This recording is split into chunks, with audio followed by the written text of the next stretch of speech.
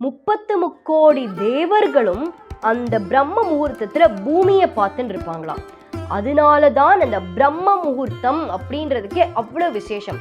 அந்த தேவர்களெல்லாம் பூமி நோக்கி பார்க்கும் பொழுது நம்மளுடைய பிரார்த்தனை என்னவோ அது உடனடியாக நிறைவேறும் அப்படின்றது ஒரு ஐதீகம்.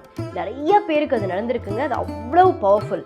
அந்த காலத்துல ரொம்ப மனசே நீங்க பார்த்தீங்கன்னா எழுந்த அந்த ஒரு சில நேரங்கள், ஒரு சில நிமிடங்கள் மனசு அப்படியே சாந்தமா இருக்கும். எந்த ஒரு யோஜனையும் இருக்காது.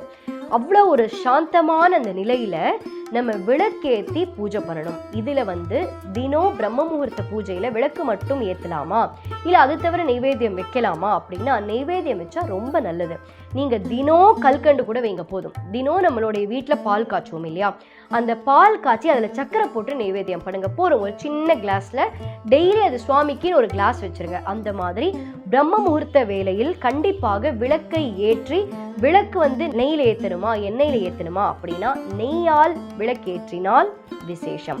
எங்களுக்கு நெய் ஏற்ற முடியாதுமா எண்ணெய் தான் அப்படின்னா பரவாயில்ல, தவறே கிடையாது.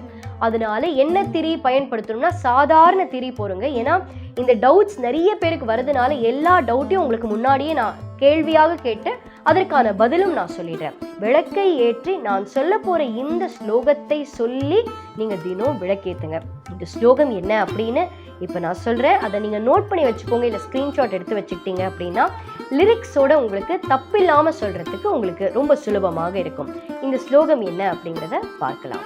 சுபம் கரோதி கல்யாணம் ஆரோக்கியம் தன சம்பதா சத்ரு புத்தி விநாசாய தீப ஜோதிர் நமோஸ்துதே.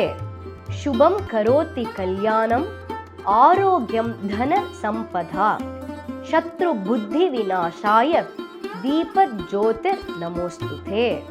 இப்போ தீபத்துக்கான ஒரு ஸ்லோகம் தான்.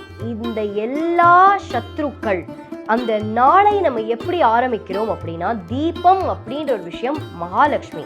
அப்போ நம்ம வேண்டி அந்த நாளன்று எந்த விதமான சத்ருக்களுடைய தொல்லை இருக்கக்கூடாது. சத்ருக்கள்னா மனிதர்கள் மட்டும் சத்ரு இல்லை, நம்மளோட மனசே சில சமயம் நம்மளுக்கு சத்ருவாக மாறும். தீபம் ஏற்றும் பொழுது இந்த ஸ்லோகம் சொல்லுங்க. நீங்க ஏற்றினதுக்கு அப்புறமும் அதாவது 18 டைம்ஸ் குறைஞ்சபட்சம் நீங்க சொல்லணும். அவ்வளவுதான். நிச்சயமாக அந்த 48 நாட்களுக்குள்ள உங்களுடைய பிரார்த்தனை அவ்வளவு அழகா எப்படி நிறைவேறுது அப்படின்னு உங்களுக்கு தெரியவே தெரியாது. அவ்வளவு சுலபமாக உங்களுடைய பிரார்த்தனைக்கு ஒரு பதில் கிடைக்கும். நன்றி, வணக்கம்.